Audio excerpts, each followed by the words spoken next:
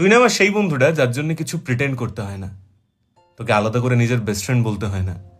আমি জানি আমাদের এই বন্ধুত্বটা রাখার জন্য কিছু মেনটেন করতে হবে না। তুই আমার লাইফে, আমি তোর লাইফে এমনিই থেকে যাব।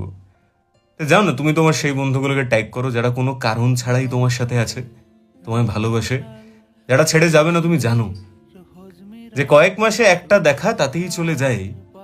কিছু কিছু বন্ধু আমরা ভাগ্য করে পাই। বেস্ট ফ্রেন্ডের ট্যাগ পড়ে না, হয় না ছবি তোলা, কারণ টারণ কিচ্ছুটি নেই, যায় না তবু ভোলা।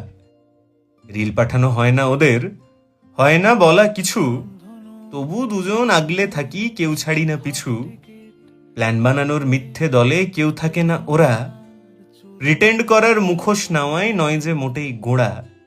মায়ের কাছে ভীষণ প্রিয়, হ্যাঁ তুই মায়ের কাছে ভীষণ প্রিয়, আমার থেকেও প্রিয়। মায়ের কাছে ভীষণ প্রিয়, কোথাও যাওয়ার আগে পারমিশনের এগ্রিমেন্টে ওদের থাকা লাগে, তাহলেই তোমায় ছাড়বে। হাজার ভিড়ে না হারিয়ে চুপটি করেই থাকে, কিচ্ছু বুঝতে দেয় না, কিন্তু গোপন পথে আমায় নিয়ে সব খবরই রাখে। অভিযোগের বন্যা এলেও যায় না ওরা ছেড়ে, ব্যস্ত থাকার অজুহাতে তাই তো যায়নি হেরে।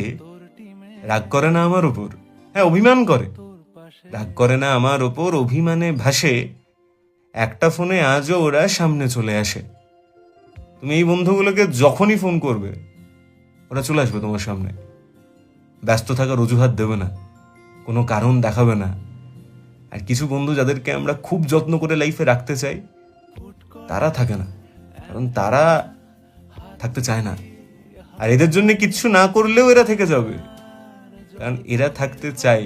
এরা তোমার থেকে অন্য কিছু এক্সপেক্ট করে না। এরা জানে সবকিছুর পরে তুমি ওদের বন্ধু, ওরা তোমার বন্ধু, ব্যাস।